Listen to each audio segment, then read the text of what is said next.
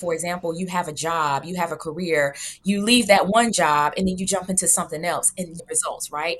If Mhm. you're jumping from job to job unintentionally, right? You're not really evaluating, you're not really assessing where you are and what you really need in terms of your level of energy or your level of growth, then Mhm. you'll likely end up being back in a place where you're recycling problems. One, two, three, four.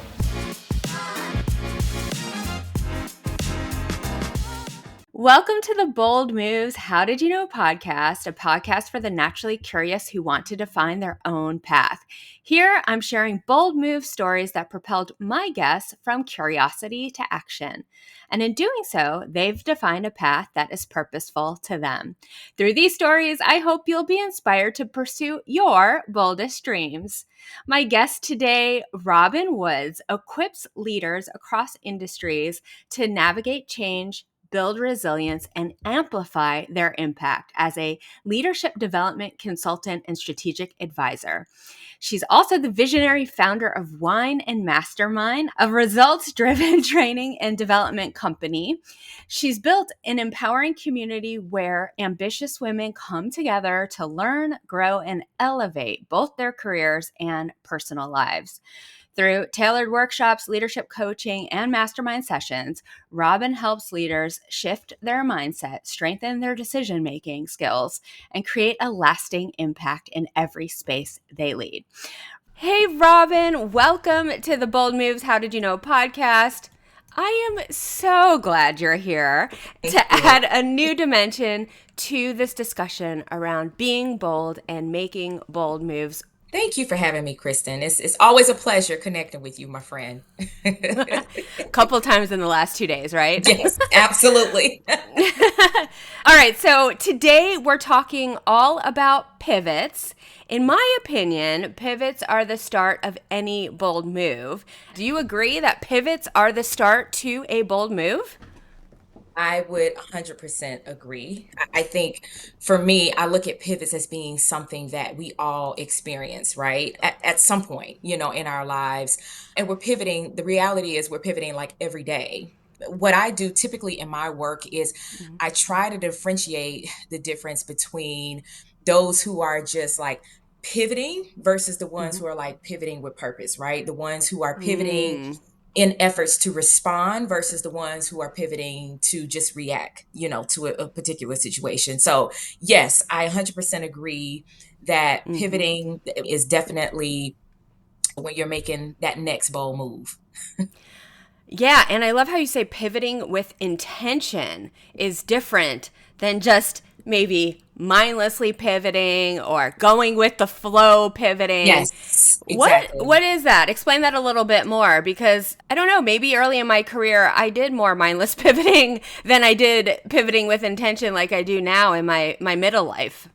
Yeah, yeah. So I like to describe it as, and when I talk about pivoting intentionally, right? That's where Mhm. the whole concept behind pivot leadership. So I have an upcoming book, and it really helps those who are aspiring leaders, those who are emerging leaders, or just leading. You could be leading in your home, you could be leading in your family, leading at work, in your business, but Mhm. ultimately you have a desire to amplify your impact around those around you, right? And so with that, it takes you being able to be more intentional around how you lead your life, how you make decisions, right? It's not Mhm. necessarily a framework to make you slow down with making those decisions, because at the end of the Mhm. day, with as fast as things are changing, you have to be agile in that thinking, right? You have to be agile in making those decisions. But really, the way I like to share this example of when I think about pivot leaders Mhm. as being those individuals who, they're making decisions that are rooted in self-awareness, right? And they're not just Mhm. going through change, they're growing through it, right? And they're aligning the decisions that they make with three core drivers. And those three core drivers for me would be you're aligning it with your values, you're aligning Mhm. it with your energy and your growth. So with your values, when you look at aligning it with your values, you think about like what is important, what is Mhm. priority for me right now, Mhm. today, right? If you know that in your current season, you have, other people that who you're responsible for, right? Like you have other, and I go back to my own example. I Yeah. have, younger kids. I have an 8 and a 10-year old. And so for me, and a husband, right? And so my priorities are going to look very different from the way they did when I was, when I did not have a husband, when I did not have, children, just different seasons, right? And so you have to make decisions based on those values, based on Mm. those areas of your life that are priorities, right? And then Mm-hmm. energy, always look at it from a standpoint of, are you making the decisions based off of things that energize you, or are you just Mm. jumping back into something different? For example, you have a job, you have a career, you leave that one job and then you jump into something else and you get the same Mm-hmm. results, right?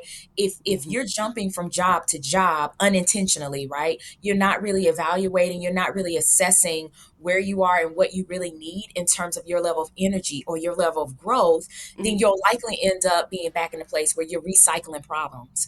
And I always say that even for people in relationships, right? Like you get into these places where you like, you move from, relationship to relationship, and Mm. you keep seeing a common trend with these particular types of people who, you're dating, and you're just recycling problems because you really haven't taken the time to evaluate and Mm. assess, again, going back to those core drivers, your values, your energy, and your growth out of that Yeah. relationship. So that's essentially what My I look for with pivot leaders.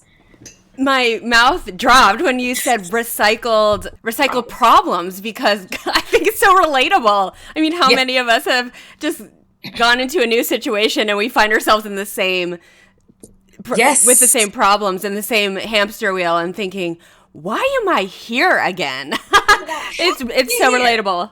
I here? know. How Yes. did I get Yes. here?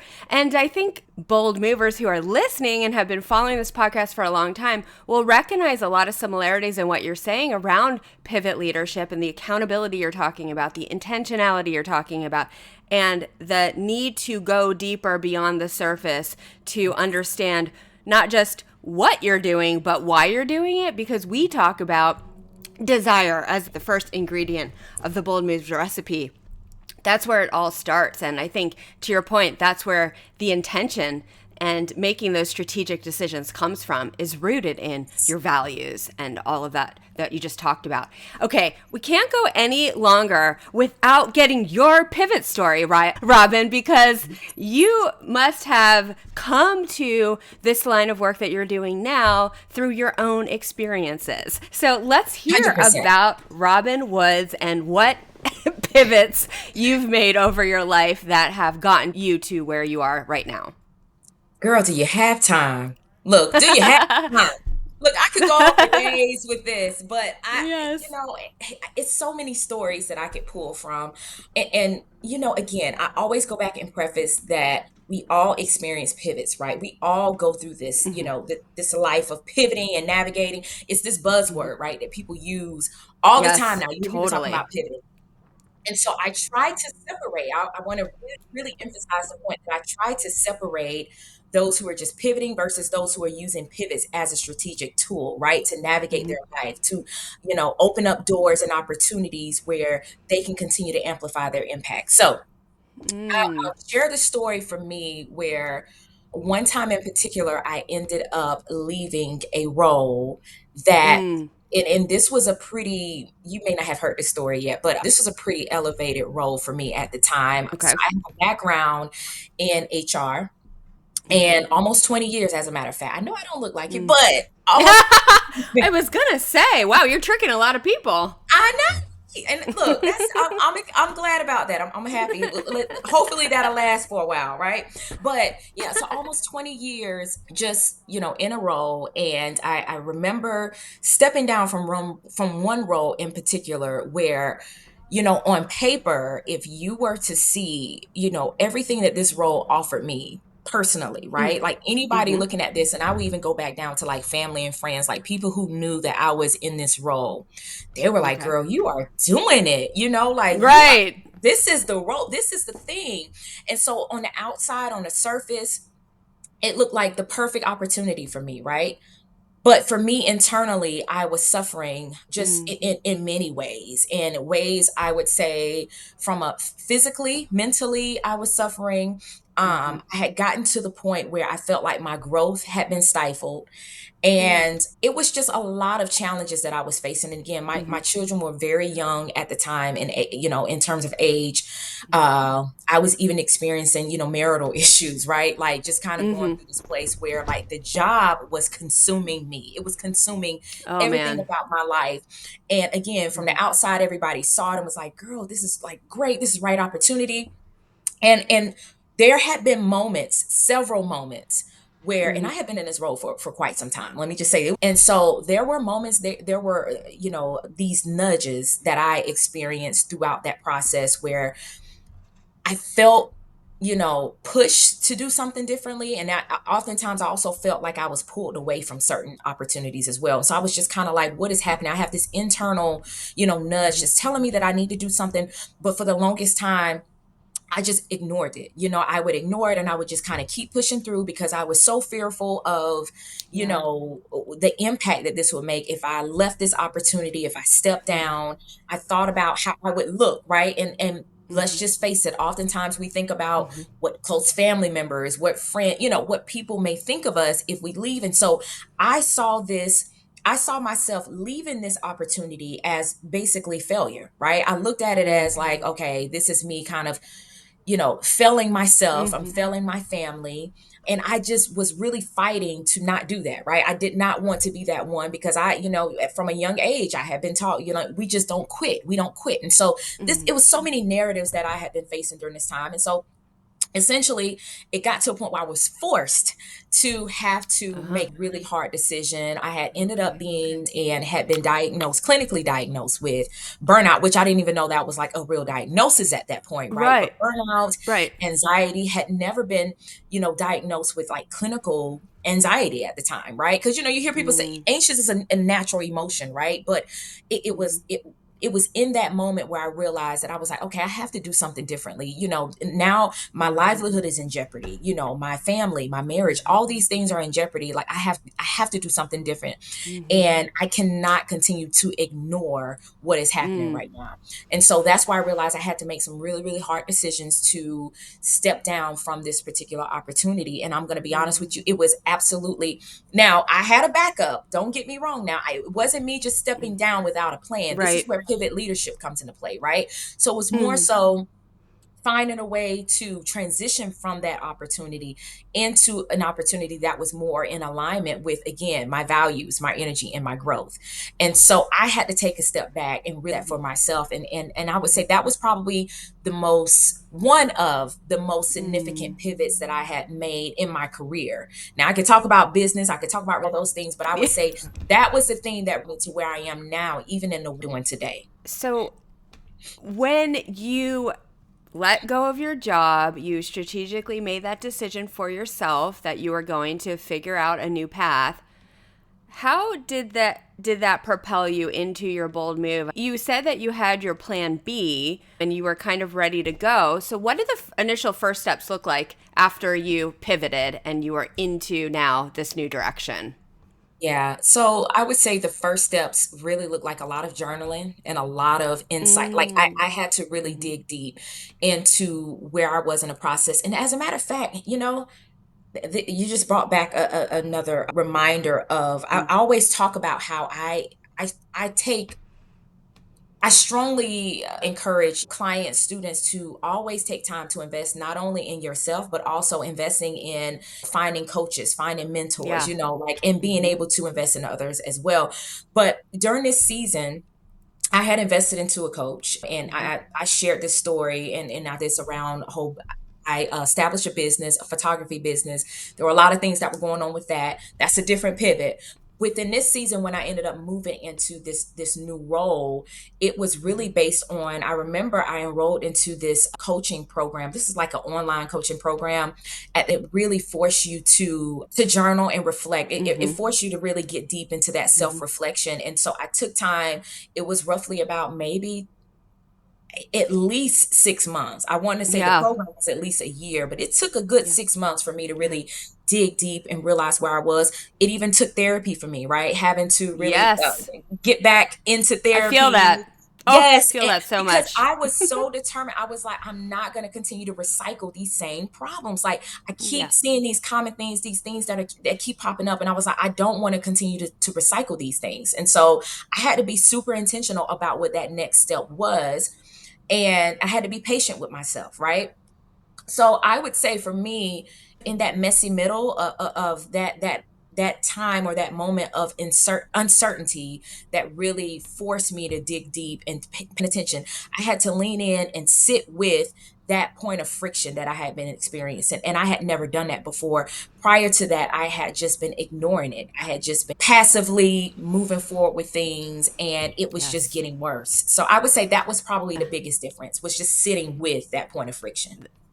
You and I have a very similar story in that moment of the pivot before even taking action on the next bold move. The period, and for me, it was, yeah, I would say about a year maybe period for me, where it was a whole lot of self discovery. I did therapy, I hired a career coach, I did journaling, I did so much to exactly what you said. I relate so much to this. I did not want to be in the same spot again Yes. this time around. I had experienced this pattern too many times, and I was not willing to wake up again in 5 years facing the same challenge. That part. So that work was so helpful to me as well. You mentioned, throughout your story, so many different limiting beliefs that you had to peel back as you decided how to move forward.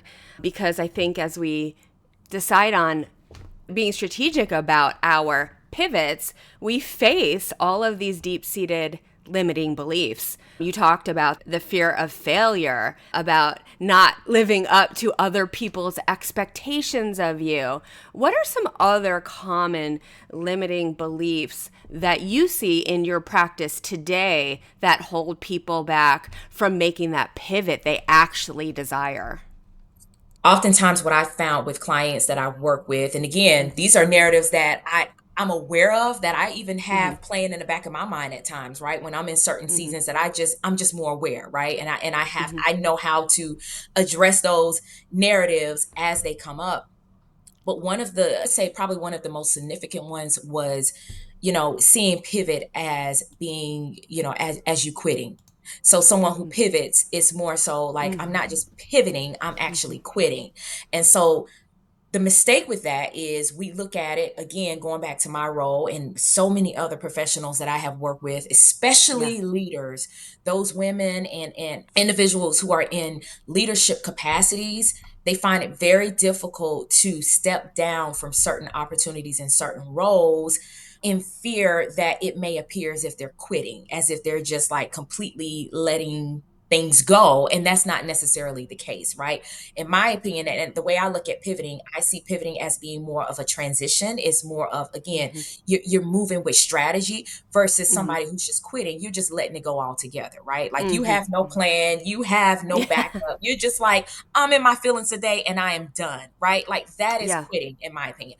So I would say that's probably one of the biggest narratives that I have heard, Mm-hmm. probably among clients that I've worked with at this point. I would say another narrative Mm-hmm. would be, if I let go of this, or if, Mm-hmm. relationship, or if I transition or do something differently, then that may give somebody else an opportunity to step into that, right? And Mm-hmm. so that is again a very limiting belief. It's almost like a scarcity mindset, Mm-hmm. right? So looking at it as like there's not enough for everybody. So Yeah. I would say for people who experience that, you really have to dig deep and really look at, like, why are you feeling as if, like, if you leave this role, that may give somebody else an opportunity to come in and do the next thing, right? Because Yeah. there will always be Yes.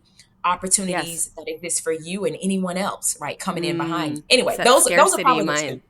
Yeah. Yeah, it's that scarcity mindset. You also talk Hmm. about jealousy in a different Ooh. way than maybe other people think about jealousy. So I'd love for you to explain, when people experience jealousy in their lives, what do you think that should tell them? So typically what I take my clients through when we're navigating pivots, right? What I call pivot points. And so these Mm-hmm. pivot points are 4 quadrants. I kind of go off of 4 quadrants Yeah. that allow you to evaluate if you are at a place where I talked about I felt these nudges, right? These points of friction where I was like, Hmm. I need to do something different, and I kept ignoring, right? I mentioned that earlier. And so one of the pivot points that I like to talk about is, let's say something is it's not working, where you feel that nudge, you feel that internal Hmm. pull or resistance or Hmm. frustration, and oftentimes again we ignore it. And so one of the feelings I would say that we may encounter may be jealousy, and Hmm. it's very easy to ignore that, right? And it's easy for a lot of Yeah. people to not even recognize or acknowledge that that's where they are, especially when you're on social media, you're scrolling through social Oh man. media. Yes. Listen, all the things, right? Like, we're on social media, we see all these people out here living their best life, and it's easy to get caught up in that comparison trap. So some of it may be Hmm. just more of a comparison trap.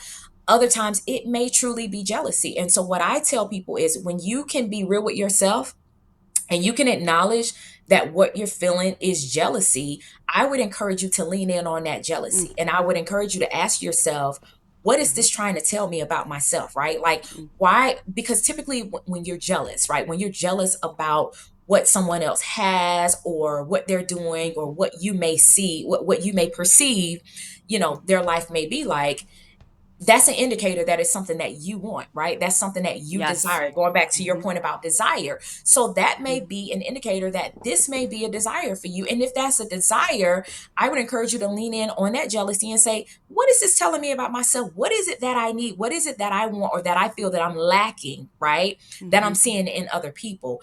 And when you Hmm. allow yourself to start leaning into that jealousy or to that discomfort or to that fear, whatever it is you're feeling, right? It'll open up so much more Yes. insight around Hmm. what that next step may be for you, what Hmm. what that next opportunity may be for you, right? And then that may actually help to guide that pivot, that next pivot season that you may be encountering. I love looking at jealousy from that lens because it removes some of the self criticism you have about feeling jealous, and it gives you more Absolutely. information about yourself and the Mhm. next iteration of yourself. Where are you Yes. going? Maybe you're not meant to be where you are right now, and it's pinging you and it's saying, "Hey, take a look over here. Maybe this is where you desire to be." Yep. Can I just share an example? I was just thinking about a moment for me, and this was Yeah. years ago. I would see it was always this, and maybe it was jealousy, but it was just always just this discomfort when I would see certain speakers get up. And I didn't even know these people half the time, but I would see people Yeah. get up so bold, so confident, and Hmm. I would just be like, I don't know. I still can't even Yeah. describe what that was. And maybe that was some Yeah. jealousy, right? Maybe it was, Yeah. especially if it Hmm. was someone that I knew. And I would just watch and I'd be like, they are so bold and so confident. But when I started leaning in, what I realized, and again, this was years before I had done any Hmm. public speaking, I Hmm. realized that I had a desire, a deep down internal desire to be a speaker and to do more Yeah. public speaking, but I had never allowed myself, I had never given myself permission to even tap into that space because I carried so many different narratives around my whole ability to get up and speak in front of people, right? And so that's just an example of what I mean when you see people doing something and you're like, "Ah, why am I feeling discomfort? Why am This I way. feeling Hmm. this way?" Right? Like, there's Hmm. something that I need to start paying attention to. And it's likely the case that Yeah. whatever it is that you're looking at that you feel uncomfortable with is probably because you desire to have that or to be that type of person. And there's nothing wrong with that. You want to be inspired. So Yeah. jealousy, it Yeah. actually is another form of inspiration. I bring this up on the podcast quite often because it will never leave me. One of my former guests said, if you have a recurring thought, you are capable of it. And you just Mm, reminded me of that because good. it's like you don't get these sensations in your body around different experiences if you're not meant for it. Like the example I used is I never got the desire to be a marathon runner. Never once have I felt like I need to go run 28 miles today. That has just never been a part of my journey. But yet, I, like you, have gotten that feeling like I should be a speaker, right? So I truly believe that when you get those hints from the universe, pay attention. Don't ignore and don't judge yourself. Good Yep. point. Good point. I want to talk about the 4 core pivot points you hinted to already. You, through your work and your experiences, have identified these 4 core pivot points. So, can we get into them and talk about how to make them super actionable so people listening can think about which one might speak to them and how they might think about actioning that to understand more about themselves? Yes, yes, yes, yes. Okay, thank you for circling as well. So yes, our pivot points, 4 quadrants that I like to take clients through when we're talking about, there's a point of friction where you realize that it's time for you to do something differently, right? So you know that this may be that point where it's time for you to shift seasons, Yeah. shift from where you are to where you desire to be. And so I take them through these 4 quadrants to really evaluate and assess kind of where they are. The Mm-hmm. key here is, again, listening to your bodies, listening to those hints, as you stated. Mm. And so the first one is it's not working. So this is the first quadrant. And the way I like to describe this quadrant is very straightforward. Something is not working. Let's say you are, and we talked about this earlier, but I love Yeah. giving this example in Mm-hmm. a relationship. And I always think about when I was like in my 20s, right? And so, Yeah. in one relationship, and you realize that in that communication, you have tried every which way to effectively communicate and get your point across. For whatever reason, you just continue to bump heads, right? Like for Mm-hmm. whatever reason, you cannot get on the same page. You've Mm-hmm. maybe tried therapy, you've maybe tried all these other different types of things, right? Of communicating, Mm-hmm. and for whatever reason it's just not working. This may be your pivot point. It may be time for you to do something different. It may not mean it is time for you to necessarily leave that relationship, but Mm-hmm. maybe it may mean it's time for you to tweak your strategy around communication, right? And I even Mm-hmm. also give that example around business owners, because this was one of the things that I experienced as a business owner with marketing. That's kind of like that big pain point when it comes to Yeah. entrepreneurs, right? Oh my And gosh. so the Totally. reality is marketing is evolving so quickly, and it's hard to keep up sometimes with what Mm-hmm. is happening in the market, and how your customers are responding. And so, as a pivot leader, it's important that if we identify that certain marketing strategies are not working for us, right? Or it's just not, the product is just not selling the way we want it to sell, this may be a pivot point, which is essentially an indicator that we need to do something different, right? And so changing that strategy, not being married. A lot of times with my business leaders is that Mm-hmm. sometimes we can be so married to a particular way of doing things because maybe it's worked in the past, maybe it's worked for an extensive period of time, and now we're getting to this place where it's just not working. Where that's your pivot point, that maybe it's an indicator it's time for you to do something differently in your strategy. So that's the first quadrant. The second quadrant is you're ready for a change. So maybe you are in a career, and going back to my story, being in a career where, clearly it's just things, in terms of the values, right? Maybe there's just a misalignment with values, or misalignment with where you're really trying to grow, how you're trying to grow in your career. That may be an indicator that, hey, maybe it's time for a change, and Mm-hmm. don't feel as if you have to be, again, married to that job or married to that career. And here's the other part. What I find with certain professionals, sometimes they are so fearful of changing careers or changing jobs, because again, they're carrying that whole narrative of, well, I don't want to look like Mm-hmm. I'm quitting, right? I've only been here for like 2 years, right? And I don't want to make it seem as if I'm just like job hopping. Well, no, that's your body, right? Is giving you warning signs, is giving you hints that this is just not in alignment with where you really need to be. And so paying attention to that will, again, open up those doors and open up that insight around what your next move could be. The third quadrant is health impact. So this kind of goes back to what I talked about with, again, experiencing the burnout, anxiety.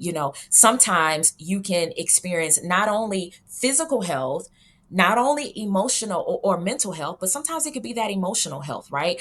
And what I found with some clients is that sometimes you can mistake burnout. People associate burnout with being something that's more physically related, right? Well, oftentimes what I found when I get to points where all of a sudden I lose Mhm. just passion, and I just have Mhm. absolutely no desire, something that I just absolutely loved for a very long Mhm. time, and all of a sudden I just lose passion. Sometimes that could be a result of burnout. Not in all cases, Mhm. but sometimes it can, right? Mhm. So paying attention to when you're feeling checked out, right? Yeah. That may be an indicator that maybe it's time for you to just reset. Maybe it's time for you to do something different, or find a way to make it more interesting or more Mhm. appealing in that season.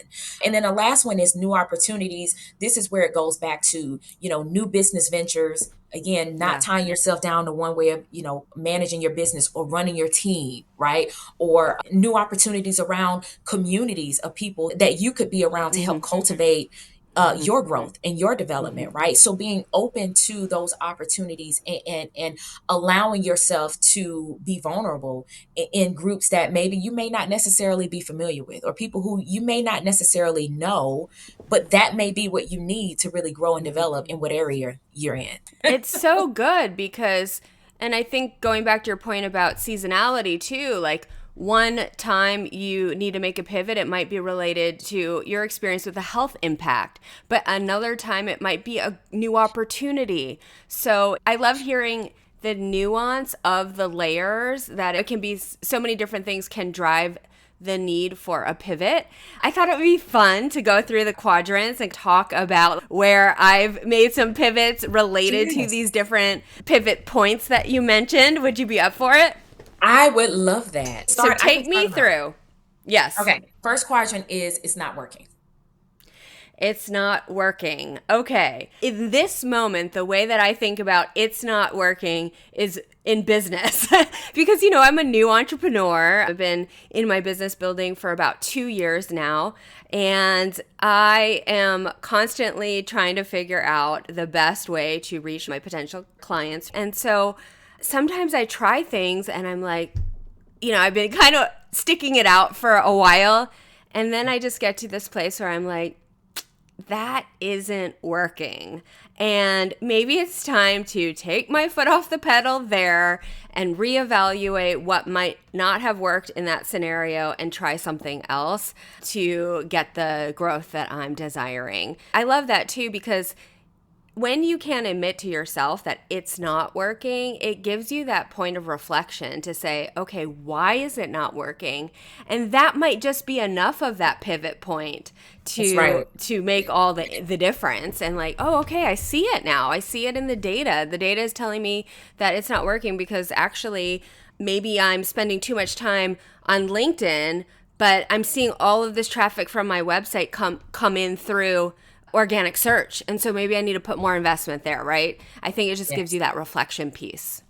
I have to hit on this point that you just made, especially as a business owner. I keep going Yeah. back to that because I remember, going through a coaching program where, this was more so to kind of build my business. And so I was learning a lot around marketing and Hmm. sales.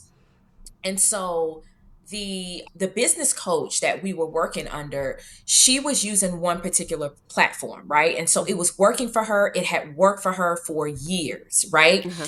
And so for me personally, I began also using this same platform because I'm Yes, like, hey, if my coach did it, sure. she found success. Hey, I can do this same thing, right? And Yep. hopefully I'll find the same success. I'm like, I'm going to do it exactly the same way she did it. And hopefully I'll have all these million followers and all these things, right? And what I Right. realized, what I realized was that, and this took me having to kind of take a step back. And because again, I was so gun ho on, I know she did it, I know I can do it, right? But what I realized was that the way Hmm. she did it, the season that she was in, and just even her personality, that was right for her in that Yeah. season, right? And so I had to Hmm. kind of pull myself back and realize that, you know what? This particular platform is going to be more suitable for what I want and how I want to show up, right, in the market. And Yes, I have to learn how to do it in my way, right? And so it's totally. not necessarily about trying to duplicate what someone else is doing, but finding your way of being What able to do works? it, but being okay with being able to shift.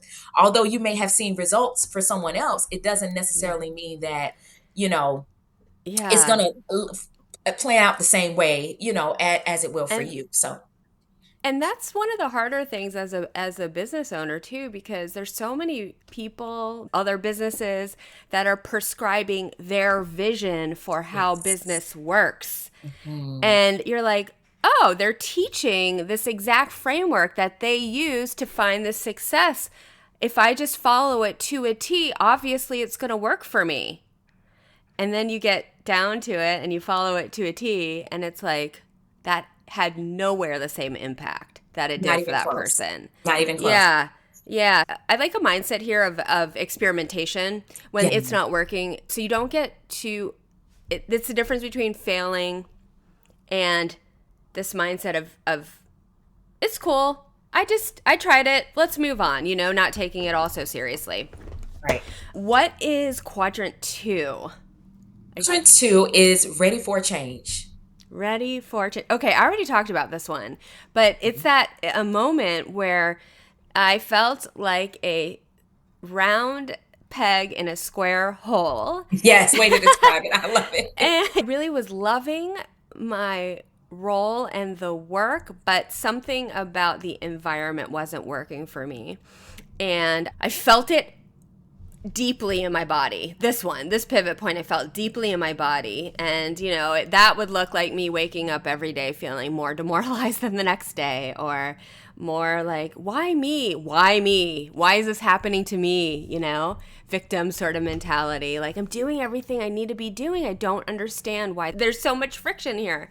Mhm. And that was the period of time where, I did, the pivot was propelled me into that career coaching, that therapy to find out how am I not going to recycle the old pattern into my next phase. And that then launched me into what I'm doing now. Okay, third Third one, quadrant. health impact. I love your health impact story because that really brings it to life so deeply. When you have a traumatic health story like that, you're like, it's like almost the rock bottom moment of like, wow, that's real wake up call. For me, I haven't necessarily had it in that level, but I definitely experienced burnout, and my body knows to tell me that. Sometimes it does creep up on me pretty quickly, and I wake up and I'm like, whoa, what What hit just me? I happened? feel like, Yes. I feel like I'm hit by a ton of bricks, but yet I've gotten 8 hours of sleep over the last week. So Such a why great do I feel example. so tired? Why do I have an Mhm. icky headache that's plaguing me all day for the last few days? Then I start to really understand, like, okay, I need a reset here. I need to take a break and refresh and either re-find the passion and the momentum that I had, or is this another way to evaluate whether I'm not going in the direction I need to be going in? Yes. Let me just say, I love that example, and that's one of the examples that I share with my clients as well. Is Mm-hmm. that you know the way that burnout is it's tricky, and it is a sneaky thing, right? Sneaky. Because it Mm-hmm. can pop up on you to a place where, like you say, you could be tired, you could just feel this level of exhaustion for days and not even realize like why. And for some people, I'll be honest with you, sometimes people, you don't want to mistake it for like depression is a real thing, anxiety, it all kind of plays a part. But I feel like for me, when I began to kind of peel those layers off, like even going through therapy and Mm-hmm. realizing, like, hey, yes, I'm depressed, but why am I depressed? What is Yeah. happening? Right? Like, kind of peeling off those layers, what I realized that some of the underlying issues was a result of just being burnt out, right? And just not even giving myself the grace to be able to just rest and Mm-hmm.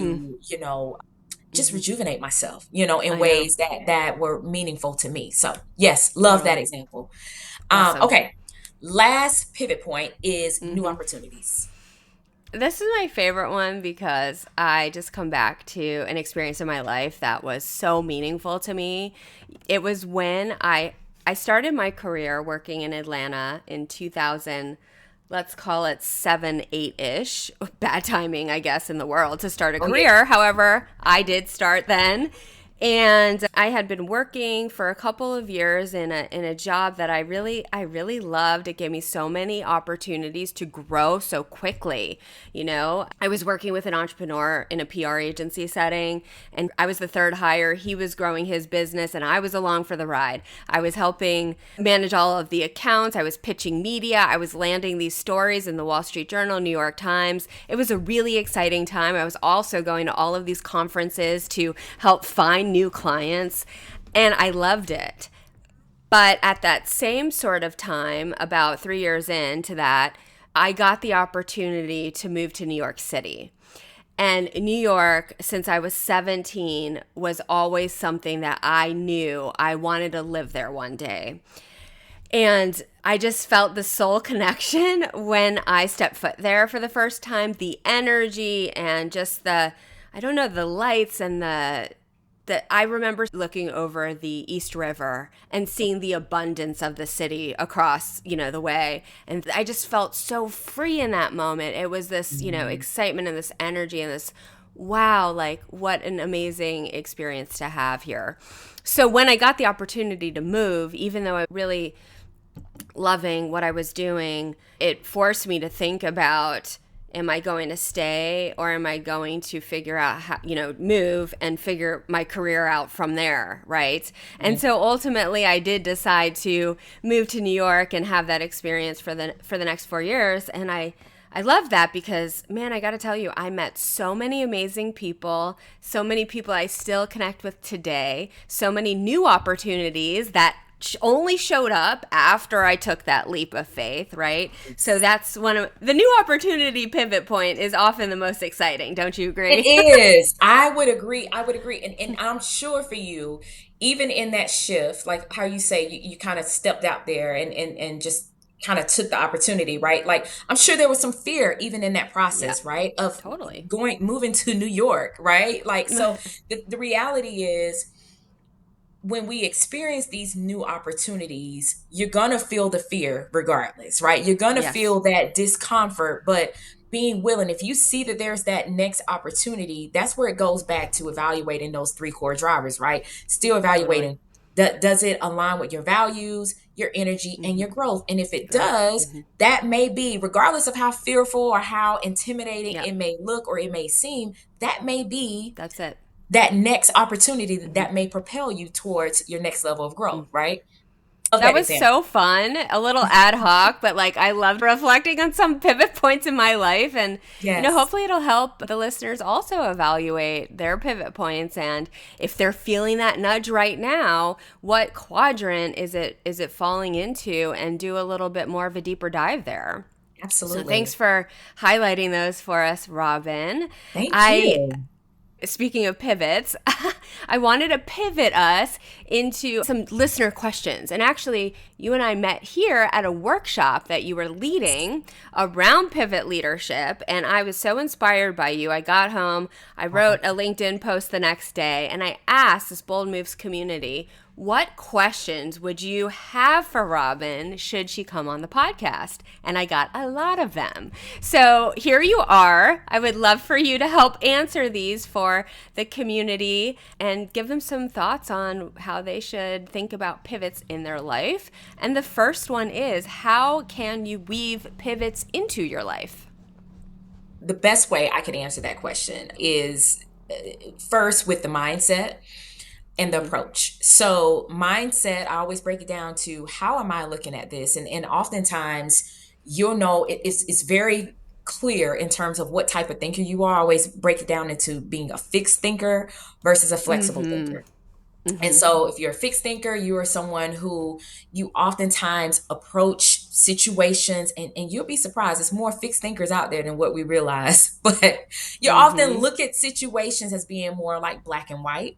You kind of see it as, this is the only way to do it. It's always worked this way. And, if it's not working this way, then it's just not working. Right. And so that's more Mm-hmm. of a fixed thinker versus someone who's flexible. You're going to see the gray in it. You're going to see the color. You're going to see that there are different ways for you to skin that cat, right? And so Mm-hmm. I think going into it with the right mindset is the first thing. The second thing is going to be, again, the approach. And when you're looking at, pivots, number one, realizing that everybody's pivoting all the time every day, but it's in how you pivot. It's how strategic are you when you make that next move. Again, not taking a lot of time to make decisions, Yeah. but you're evaluating, you're assessing those, and you're basing it off of those three core drivers: your values, your growth, and your energy. And I think once you can get to that point of understanding, number one, what that pivot point is for you. Like Mhm. Mhm. what is that indicator that's telling you that, hey, something needs to be done differently? Identifying what that thing is and why it's happening. And then whenever you come up with a solution, whenever, you involve mentors, you involve, supporters, friends, whoever you need in your community to help you with kind of evaluating and assessing what that next step could look like. And then again, aligning it with those three things: values, energy, and growth. That's typically the way I go about navigating pivots and weaving those into my day-to-day Yes. life and even long-term growth. Amazing. The next question, she said, all pivot points sound great, but I'd love to learn more about how to know it's not working and how we can Mhm. better listen to that unsettling feeling and know when it's time to take action. Yeah, so this goes back to the point that I made when we talked about our pivot points, right? So it's again paying attention to that nudge, that unsettling feeling that something is not right, something isn't working, or maybe there's a new Mm-hmm. opportunity, right? Maybe, you know what, I see that there's a new role, or maybe there's an opportunity for me to move to a different state or a different country, right? Let me kind of lean into that a little bit and sit with that discomfort, or sit with, that restlessness, that Mm-hmm. I may experience, or the jealousy that I may experience, or that frustration, unfulfillment. Like these are all indicators. Again, I feel like our bodies, and this is true, our bodies Mm-hmm. gives us those signals every single Mm-hmm. day. And I Mm-hmm. encourage more people, more leaders to pay attention to what our bodies are trying to tell us. And if we sit with those things, it'll help to guide Mm-hmm. us into making that Yeah. next pivot in that next season of our lives. And the final question here that we haven't talked about much yet, but I'm excited to have this conversation because it was really impactful to me when I was listening to your workshop. And it's, what is the difference between supporters and elevators? And what's the best way to activate both? Yeah, I love talking about this, supporters versus elevator. This is my jam. Right. So the way I break it down is supporters are going to be those individuals. They're like your day ones, right? They are the ones who have likely known you since you were in diapers. Mm-hmm. They're the ones who are going to always cheer you on. They're loyal, they're loving, they're dependable individuals.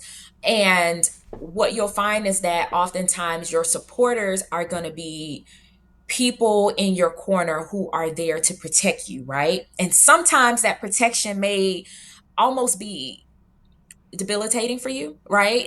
And I'm saying in some ways, because case in point that I'm making is, sometimes, and I go back to the example of me ready to leave my job, like my career at this particular time, where sharing it with certain people who are my supporters. They love me, they care about me, they want to protect me. So the first thing they're like, are you sure this is what you need to do? And it's a lot of fear that they're experiencing, because again, they don't want me to, make myself look foolish. They don't want me to look foolish. They want to protect me. And so there's Mm-hmm. there's a lot of resistance in wanting me to do anything, any further outside of that, because they're like, you're doing so great now, right? And so Right. sometimes they're not going to challenge you as much because they want you to be safe. Mm-hmm. And sometimes that can feed into already some of the internal narratives that you already have going on, right? Sometimes you Mm-hmm. already, for Yeah. us Good point. naturally, like for me naturally, I want to be safe, I want to feel safe. And so what I learned is that sometimes the supporters can feed more into that internal narrative of wanting to feel safe all the time. But the reality Mm. is, when you're ready to truly grow and evolve and elevate, you're going to need supporters, but you're also going to need Yeah. elevators in your life. And so Mm-hmm. I see elevators as being those individuals who are going to push you forward. They're going to Mm-hmm. challenge you. They're going to sometimes even invest in your growth. And Mm-hmm. I always look at elevators as being those individuals who are going to elevate you, right? And Mm-hmm. so elevators are going to be those individuals where you're sharing your goals with, you're sharing your dreams. They see Mhm. something beyond where you currently Mhm. are or where you were, Mhm. Mhm. back in high school when I knew you, right? Like I Yeah. may have been your best friend back in high school and this is who I remember you as, versus you may have elevators or people who are like, no, I really see something in you. Do you realize what you're capable of doing, right? So Yeah. they're speaking more so to your future self, and they're cultivating and nurturing that future version of you. And so I Yes. think both are equally important. So it's Mhm. equally important to have supporters and elevators, but just know the difference between the two, because when you need that support, when you are ready to grow into that next version of yourself, Mhm. it's going to be key that you lean into your elevators. And Mhm. when you are seeking support from both, when you're needing Mhm. support from your supporters and your elevators, knowing and recognizing that the support you may need from your supporters is, hey, I just need you to show up and cheer me on. I don't really need any advice right now, Mhm. right?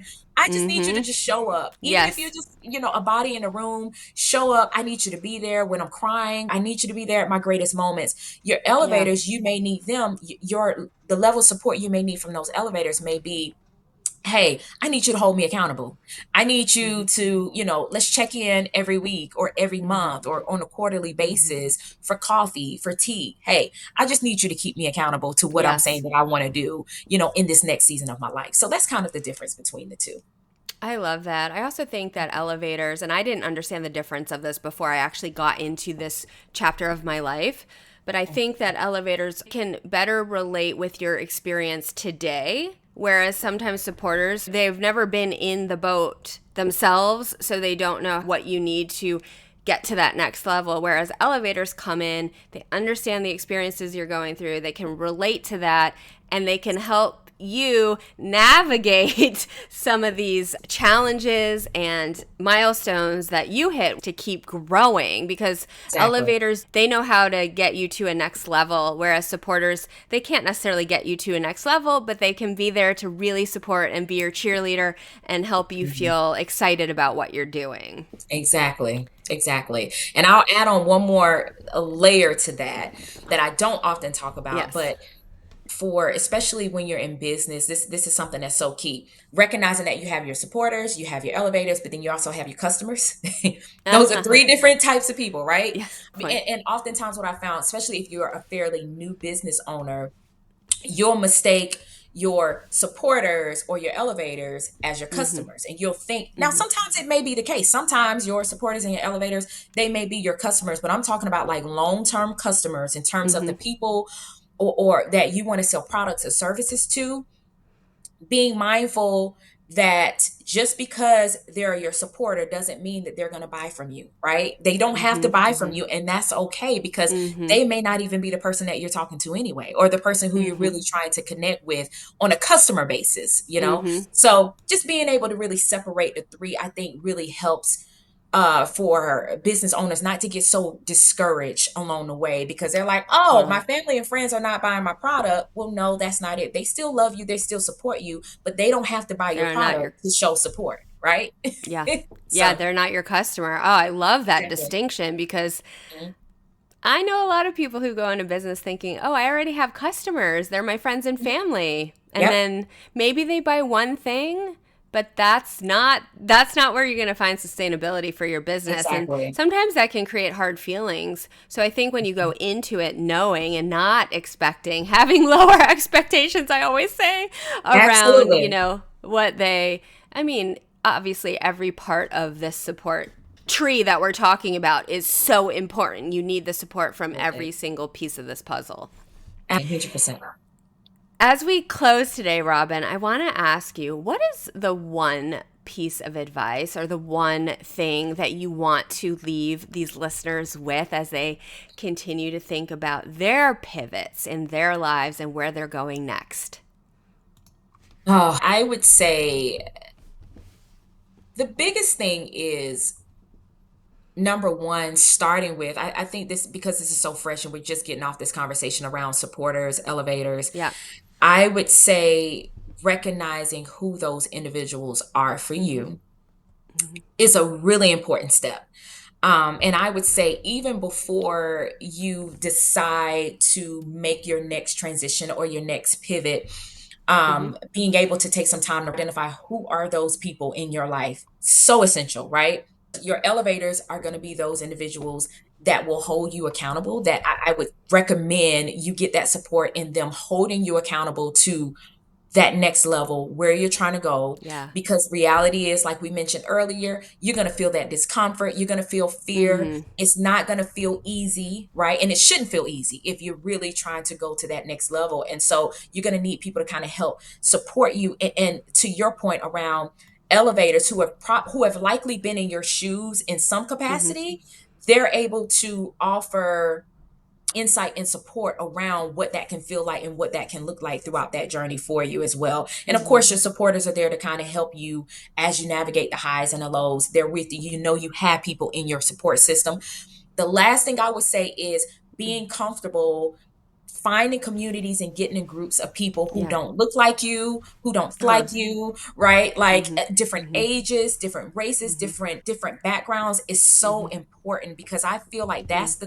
that's been the catalyst to my growth Mm-hmm. in my business, is being able to connect with literally anybody and find value Mm-hmm. in any conversation that I'm a part of. I think that's going to be essential to that next level as well. So Ah, those are such amazing thoughts to leave us with today. And for the bold movers who have been around for a long time, you will hear that Robyn just touched on ingredient number 2 of the bold moves recipe, which is who. And it was in summary of what do you want our listeners to take away today. So I cannot restate the significance of finding your who's and all of these various different layers that Robyn just talked about, from supporters, elevators, customers, and then making sure that's a diverse group that can offer all of these diverse perspectives to help you navigate and move forward in your pivots. Thank you so much, Robyn, for being here. My final question for every guest is, what do you know today about being bold you wish you knew earlier on? what I wish I would have known is realizing that it's okay to experiment. I think that's the Mm-hmm. biggest thing. I think you hit on that a little Mm-hmm. bit, but realizing and being okay with experimenting, giving yourself a timeline to Mm-hmm. experiment different things. And if an opportunity does not currently exist, just remember that you can create that opportunity. That's the I other love that. part. Mm-hmm. You don't have to wait for someone to tap you on the shoulder. You don't have to wait for a job opportunity, for the door to be open in a job.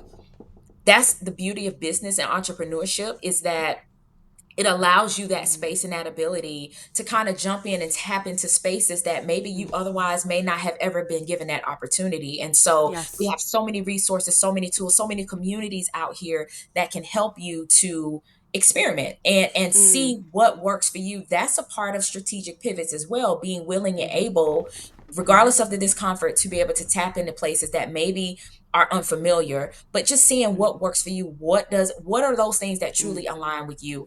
And when you get more clear about those things, and I would say this, clarity doesn't come first, the doing comes first. So Mm-hmm. when you're able Mm. to start doing, that's when you are able to gain more Mm-hmm. clarity and more confidence in your work and your abilities. So Mm. that would be the biggest thing for me.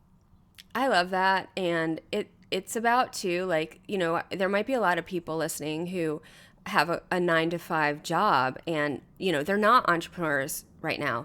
And what I think is so valuable about what you just said is that you can experiment outside of your 9 to 5. So let's just say you have a desire to, I don't know, this is what's coming to my mind, but to do like improv or comedy, go take an improv class. I think that's what you're talking about here too, right, Robyn? It's like, open your mind up to what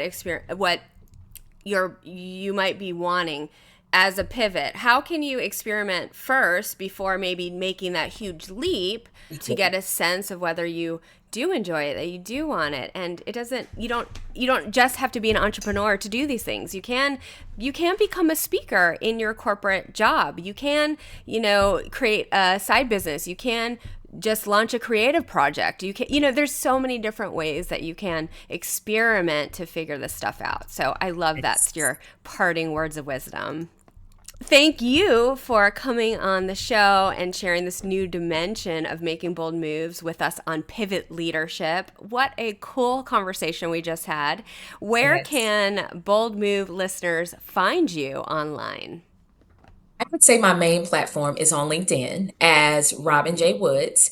You can find me on TikTok, you can find me on Instagram and Facebook as the Robyn Woods. But I would say my main platform in the work that I do around pivot leadership is going to be on LinkedIn. Awesome. Definitely reach out. I would love to hear from you guys. Thank you so much, Robyn, for being here today. And to everyone else, we will see you in the next episode. Bye for now.